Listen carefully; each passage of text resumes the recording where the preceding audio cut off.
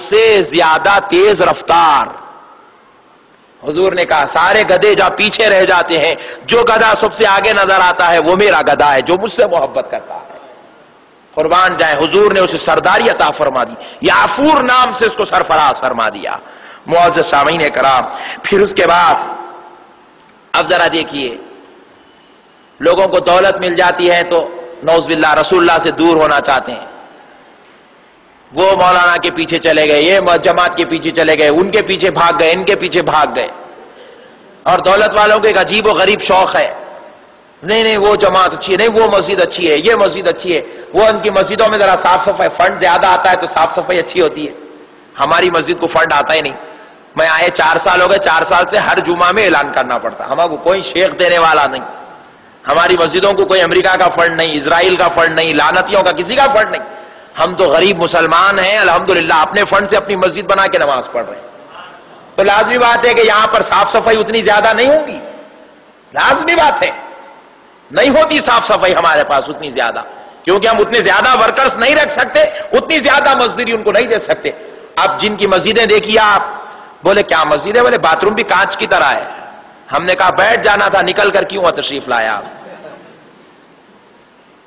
اب پیسے والوں کو وہ مسجدیں سمجھ میں آتی ہے تو وہی مسجد میں جمعہ پڑھنے جاتے ہیں، وہی مسجد کے بیانات سنتے ہیں، وہی مسجد کے مولویوں کی صحبت میں بیٹھتے ہیں اور ویسے ہی اپنے عقیدوں کو بنا لیتے ہیں.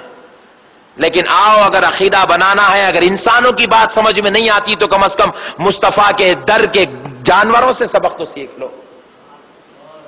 انسانیت کیا ہونی چاہیے وہاں کے جانوروں نے سکھایا ہے. معزز سامعین کرام، فرماتے ہیں کہ جب وہ گدھا رسول اللہ صلی اللہ تعالی علیہ وسلم کے رسول اللہ صلی اللہ علیہ وسلم اس پر سواری فرما کے اس کو اپنے ساتھ لے گئے تو وہ گدھا رسول اللہ کے گھر کے سامنے ہی کھڑا رہتا، ایسے کھڑا رہتا جیسے خادم کھڑا ہوتا ہے، کھڑا ہوتا. اور جب صحابہ کرام نہیں ہوتے تو رسول اللہ اس گدھے سے کہتے جا کر فلاں صحابی کو بلا کر لاؤ، جا کر فلاں صحابی کو بلا کر لاؤ، فلاں کام کر کے آؤ، فلاں شخص کو بلاؤ. تو رسول اللہ کے کام بھی کرتا اور کسی کو بلانے کا حکم دیتے تو آقا علیہ السلام کا وہ غلام گدھا جاتا صحابی کے گھر پر، اپنے سر سے دستک دیتا. صحابی باہر نکلتے تو ان کا ہاتھ پکڑتا، اپنے منہ سے اشارہ کر کے بتاتا مدینے والے مصطفیٰ نے تجھے بلایا ہے، مدینے والے نبی نے تجھے بلایا ہے.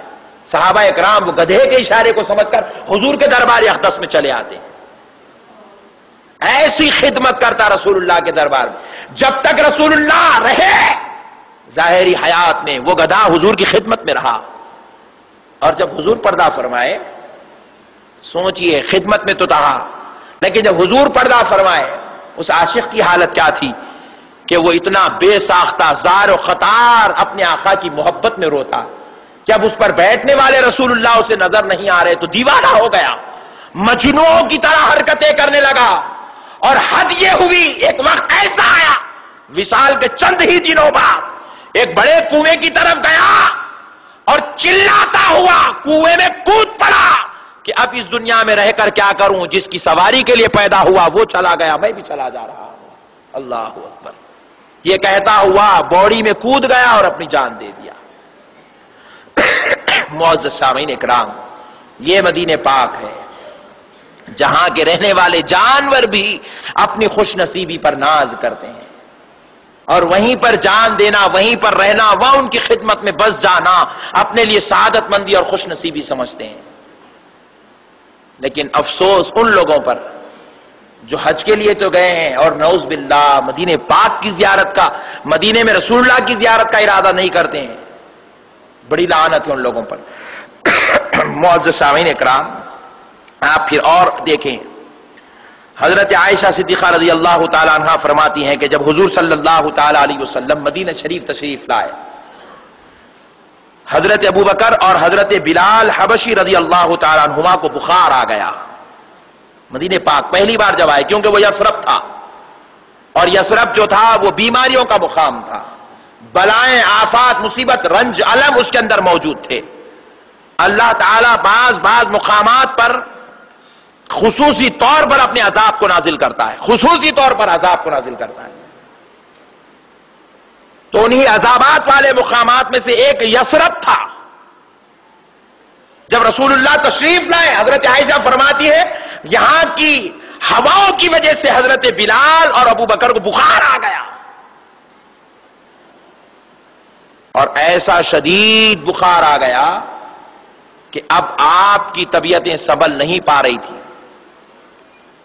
تو بعض راویوں نے بیان کیا کہ وہ یثرب کی ہواؤں کی وجہ سے بخار آیا، اور پھر بعض راویوں نے بیان کیا کہ وہ یثرب کی ہواؤں کی وجہ سے نہیں، ہجرت کر کے مدینہ آ گئے تھے تو مکے کی یاد ستا رہی تھی تو یاد میں بخار آ گیا تھا، مکے کی یاد ستا رہی تھی، کعبۃ اللہ شریف کی محبتیں ستا رہی تھی، اس وجہ سے بخار آ گیا تھا، محبت میں اتنا رو رہے تھے کہ شدت سے بخار آنے لگ گیا۔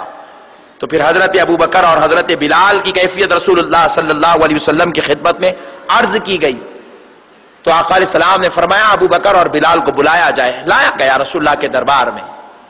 تو نبی پاک صلی اللہ تعالی علیہ وسلم نے وہاں دعا کی، اے الہی، اے اللہ، مدینہ بھی ہمارے لیے ایسا ہی پیارا کر دے۔ آقا علیہ السلام نے دعا کی، اے اللہ، یہ بخاری اور مسلم کی حدیث ہے، بخاری و مسلم کی حدیث ہے، جو لوگ نعوذ باللہ رسول اللہ کی زیارت سے منہ کتراتے ہیں انہیں پڑھنا چاہیے، سمجھنا چاہیے۔